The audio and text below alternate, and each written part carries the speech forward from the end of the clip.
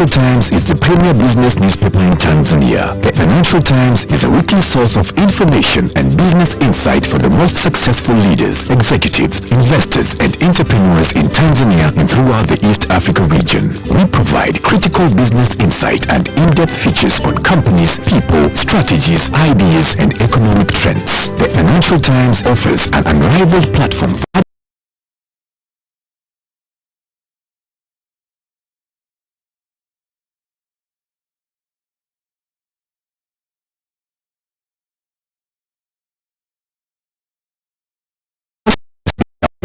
politics and civil society, diplomats, members of the academia, and other key influencers. See examples of advertisement opportunities featured in Financial Times key sections below. Telecom sections, real estate section, company news, banking, finance and insurance industry, information technology, national, regional and global markets overview, motoring, lifestyle. Get your copy of Financial Times for only 2,000 Tanzania shillings only.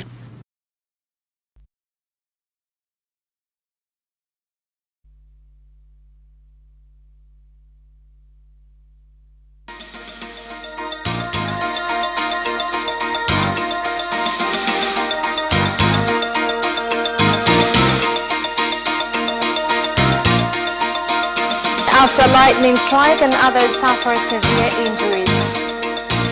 Leaders threaten to deport Chinese nationals doing business in Kenya.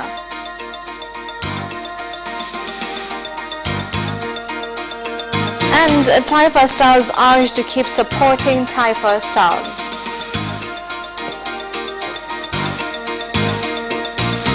Good evening, this is Capital News at 9:30. My name is Khadija Zimbwe. First, the national news.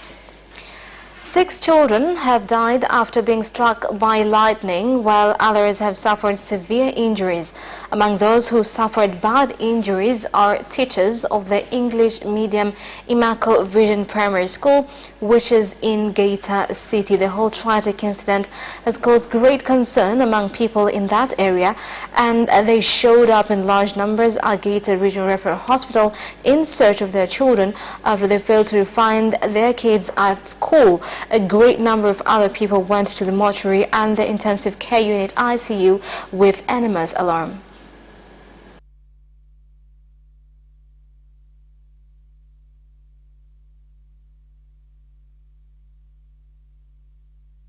Kulitokea tukio la radi. Lightning struck and killed 6 children from standard 2 and 3, and here is a list of names of children who died. Jacqueline Josephat, Christina Eric, William Emil, Glory Gilbert, Abdul Gudala, Yusra Auni. 21 students and 2 teachers injured. Kwenye eneo letu Children fainted and some were injured. 6 children have died so far. Then wish of live tracking. I was sitting with 2 other crying. The president of 4 mines, namely Pangia, North Mara, Exploration and Bianhulu, the Gracious Mwanyika, has been brought to the Kisutu resident magistrate court alongside 3 other suspects. Collectively, they are facing 39 charges, and these include money laundering and giving a bribe of 718 million shillings to the head of investigations. Apart from Mwanyika, other suspects include a public relations officer of Bunyanhulu mine, Alex Lugendo. Out of these 39 charges, there are 17 money laundering charges, 8 tax evasion charges, 7 charges of sabotage, 1 charge of submitting false information, 1 charge of helping to commit a crime, and 1 charge of bribery. Together, they had their charges read in front of resident supervising Judge Kevin Nhina and 3 government prosecutors, Farajam Timbi, Shedra Kimara, and Jacqueline Nyantori. Among the 39 charges, Mwanyika and Lugendo are accused of money laundering between December 9th and July 31st in different parts of Dar es Salaam, Johannesburg, South Africa, Toronto, Canada, Barbados, Ireland, and the United Kingdom, as well as being charged with helping Bunyanhulu mine transport over for $752,635,464.28 and tax evasion. After the charges were read, Nchimbi claimed that investigations into the case are not complete and that the accused be returned to jail as cases of economic sabotage have no bail. The case has thus been adjourned to October 31st, 2018. Now, heavy rains that were accompanied by really powerful winds have fallen in some of the areas of Bukoba municipality in Kagera region. These rains have caused extensive damage to the renowned Bukoba Secondary School. The rains totally blew the roof of the school and also demolished the walls of the school. Due to this, the government had decided to close the school. The administration office has been unroofed and is badly damaged, and another building that was damaged by the earthquake is also unroofed. Students have no place to study. We are in need of extensive renovations. Preparations are underway to restore order. We shall ask for assistance to make this a success. We shall add to where there is a lack so students can resume classes, but most importantly we need to find out the extent of the damage across the region. The President of Zanzibar, Dr. Ali Mohammed Shein, has assured investors that the government will continue to have many attractions for investment, including permits and 100% ownership of projects. Dr. Shein made the pledge when speaking to citizens and tourists, including investors from various countries, immediately after launching the first Zanzibar tourism show. The commitment towards the protection, preservation and conservation of the natural environment in the fight against climate change must become topmost priority. We should also adopt the 4 R's principle. The first R is reduce. The second R is reuse. The third R is recycle. We are planning to install CCTV camera everywhere so that when tourists come to Zanzibar they can feel safe, that they are entering a country that is peaceful. We don't want tourists to have a bad experience that will portray us in bad light. This could be one of the biggest exhibitions in Tanzania. They have participants from inside and outside the country, but local residents have also been attracted to come and attend the exhibition. In spite of directive given against improper sand mining in rivers of Dar es Salaam, such as River Mpiji, which links the city to coast region, some people claim that this practice is still going on. The people claim that this practice is endangering safety and ruining the environment, especially during this particular time when the world is trying to grapple with climate change. We are saddened with the damage caused to the environment, and our government has stressed on the need to protect our environment.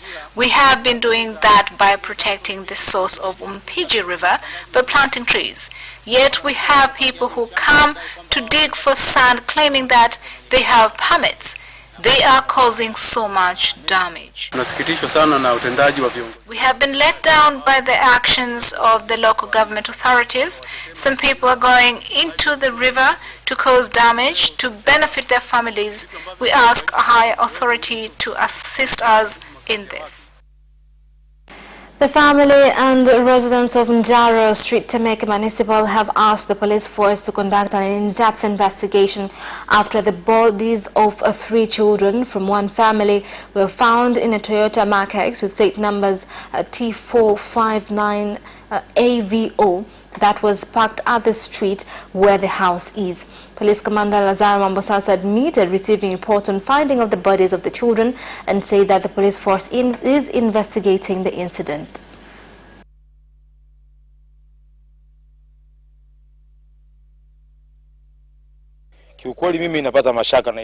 Looking at this display makes me doubt how safe it is, especially for children. This entire lock system has been messed up. What if the doors get locked when children are in the car? hakuna anayeshikiliwa, lakini uchunguzi unaendelea. Nobody has been arrested, but the investigation is ongoing. If the investigation suggests otherwise, that the bodies were brought in the car after the victims were already dead, then a thorough investigation will be carried out to establish exactly what happened. The government has directed all fishermen who have stopped fishing activities at Lake Victoria after a drop in fish prices to continue with their activity as he finds a solution to their claims. He also said that severe action will be taken against groups that have promoted this strike, which has caused a significant hit to the economy. This directive was announced in Musoma Town, Mara region, by the Minister of Livestock and Fisheries Development, Luhanga Mpina, after visiting a fish processing factory, Musoma Fish Processors Limited, where he added that the strike has caused a drop in production and has led to layoff of some workers in the factory. The United Nations High Commission for Refugees has agreed to pay over 600 million shillings as compensation for harvest to residents because the organization took public land that was being used by citizens for farming in Kibondo district and used it to expand Nduta refugee camp in 2015. Kigoma Regional Commissioner, retired Brigadier General Manuel Maganga, said the funds will be given in 2 phases this month to 361 citizens that were confirmed to be farming in the land before refugees were taken there. After lengthy discussion, we've agreed with UNHCR that they shall pay out in 2 phases, and I formed a commission from regional and district level to carry out a survey on how many people and how much money will be needed. Now, the residents of Iyela Ward in Mbeya City have refused to have a construction project for a police station due to claims that they have been bitten and killed. Thus, they asked that the project be changed into a health center.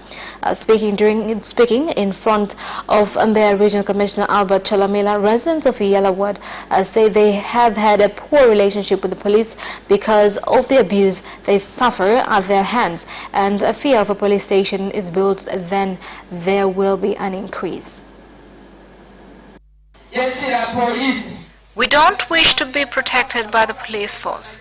We prefer to have security provided by civilians. This is because of the brutality we endure at the hands of the police. In Iyela, 4 young men have been killed this year. We'd rather have a health center rather than a police.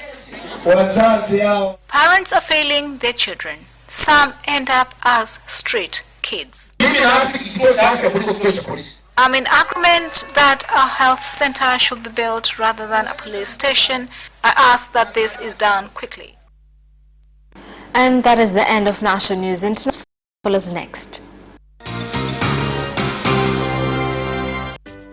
The relaunched Financial Times is the premier business newspaper in Tanzania. The Financial Times is a weekly source of information and business insight for the most successful leaders, executives, investors, and entrepreneurs in Tanzania and throughout the East Africa region. We provide critical business insight and in-depth features on companies, people, strategies, ideas, and economic trends. The Financial Times offers an unrivaled platform for advertisers to enhance brand awareness and move products. We will enable you to reach confident and informed consumers and decision makers who are ready to buy, which includes company CEOs, CFOs, managers, entrepreneurs, policymakers in government, politics and civil society, diplomats, members of the academia, and other key. See examples of advertisement opportunities featured in Financial Times sections below. Telecom sections, real estate section, company news, banking, finance and insurance industry, information technology, national, regional and global markets overview, motoring, lifestyle. Get your copy of Financial Times for 2,000 Tanzania shillings only.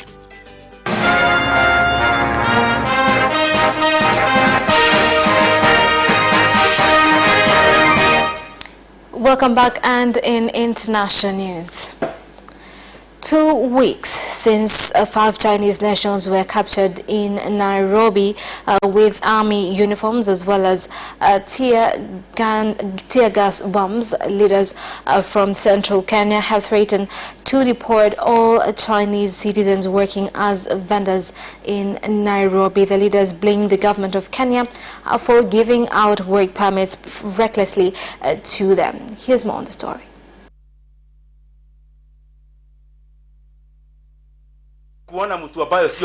Don't want anyone who is not Kenyan street hawking in Nairobi. What sort of skills is needed in street hawking that a Kenyan cannot do? These days you find Chinese nationals selling roast maize on the street.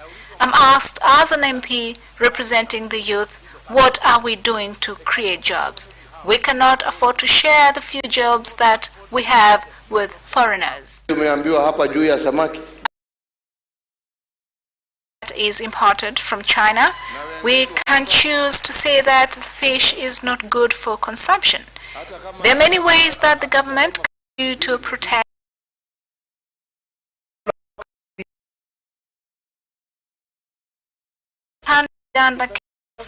we must ask, why is that the case?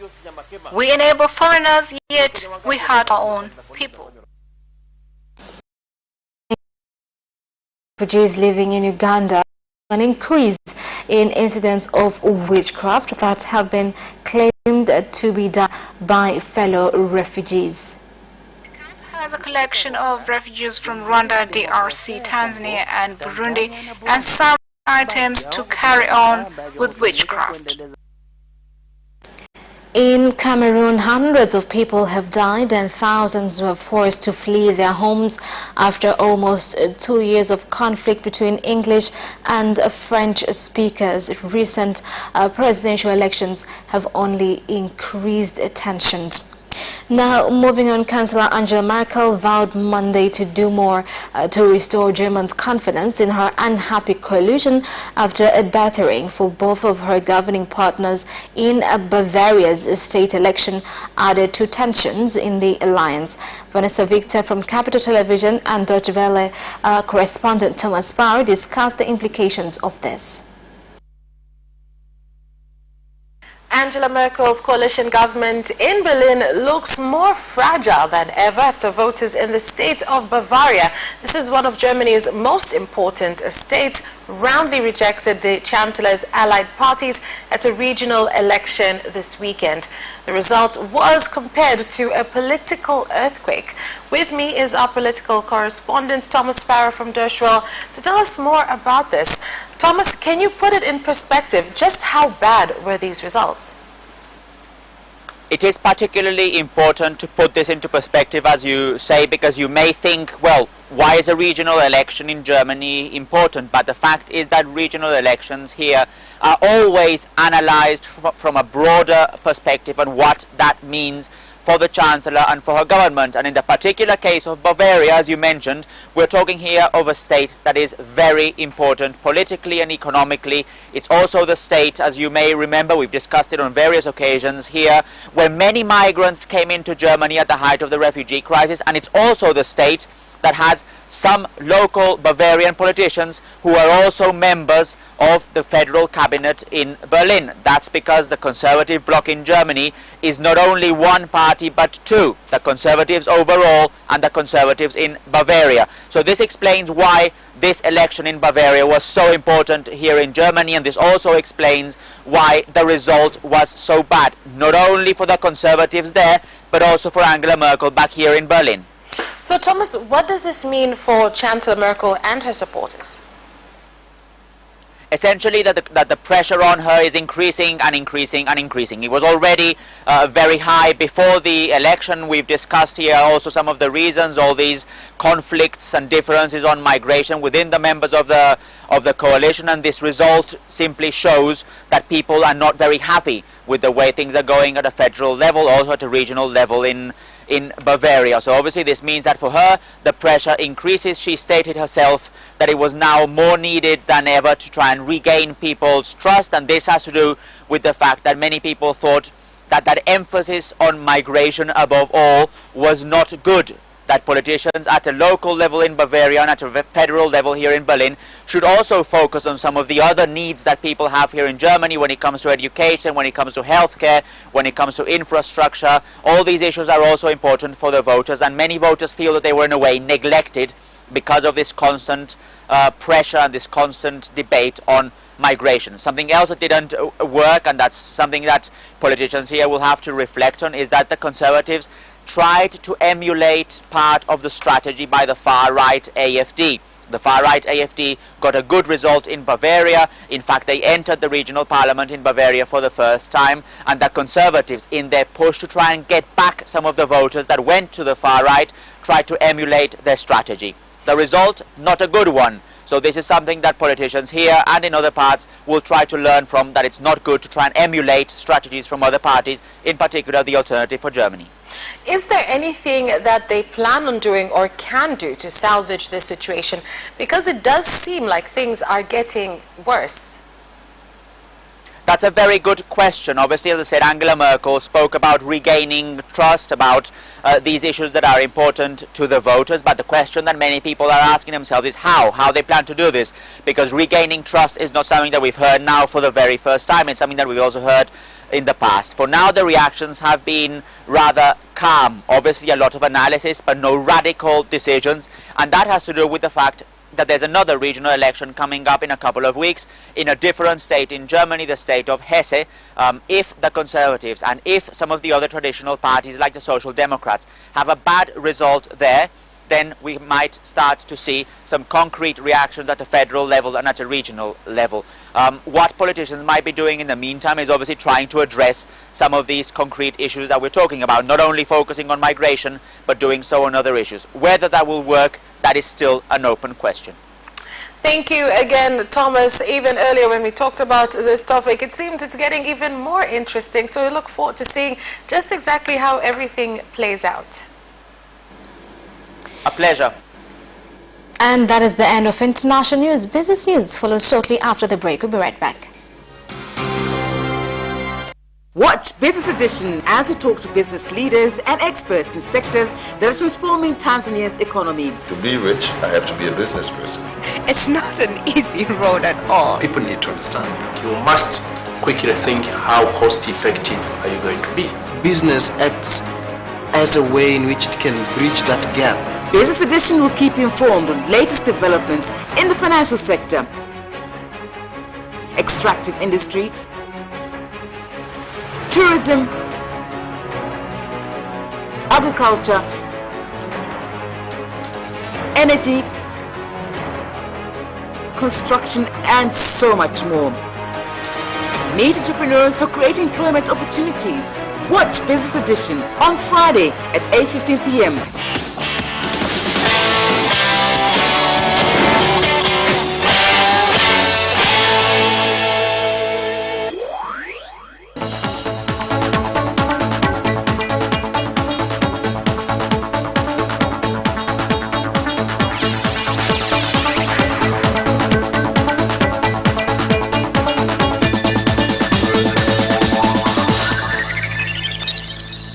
Welcome back, and in business news tonight, the government has commended the decision by the leadership of Mara region to search for an investor and build a big dairy factory at Kirumi area, Butiama district, which will have the capacity to process 200,000 liters of milk per day, a move that has been mentioned to be a big savior for livestock keepers in the region as well as to those in neighboring regions. We've agreed with the investor and he has been to the regions and districts. He will build a factory with 200,000 liters capacity, and this is the largest in Tanzania. He has also been officially handed over to Butiama district and livestock keepers. We are with you in this, Regional Commissioner. News on the milk investor is truly exciting. We have factories in Tanzania with a capacity to produce 750,000 liters per day, but so far we've only been able to produce 154,000 liters per day. To have an investor who can produce 2,000 liters is indeed good news. The Deputy Minister of Agriculture, Omari Mgumba, has directed farmers in the country to utilize the opportunities that they are given by the government, such as financial and expert help to engage in farming that is productive for them and for the country. Also, rice farmers in Bukene Nzenga district, Tabora region, have been unable to use the Kahama Langala irrigation scheme that is 490 acres in size and was built by the government in 2010 with the aim of increasing incomes of residents of Nzenga district, a situation that has caused the government a loss of over 1.5 billion shillings. One of the challenges we face is we made some canals, but there was a lot of rain and most of us have been affected. This season a few farmers planted rice because we were not used to planting in the dry season. Farmers have not been allocated land. Those who planted did so on a trial basis. Training is completed and what we are waiting for is to be allocated land. And that is the end of business news. Sports news comes up next. Hi, my name is Kotaro Tokuda. What's up? My name is Sean Garnier. I'm John Barnes from Liverpool Football Club. The hip, hop, a hip it, the hip it, hip, hip, hop it. Don't stop the rockin' to the bang, bang. Boogie say up, jump the boogie to the rhythm of the boogie to beat. Now what you hear? I'm watching Sports Gazette. I'm watching Sport Gazette. And you're watching Sports Gazette with Sebastian. With Sebastian. Peace out. Yes! And you can also watch Sports Gazette for highlights and interviews regarding sports. Do not miss Sports Gazette every Wednesday at 7 p.m. only on Capital Television.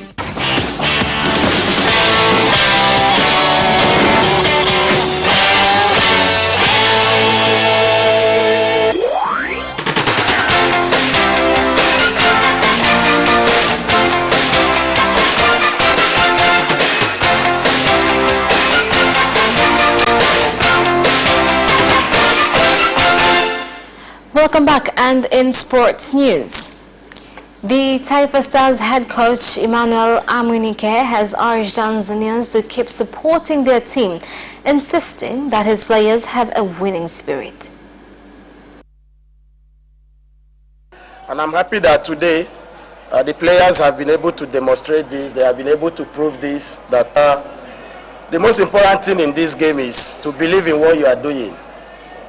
I always say that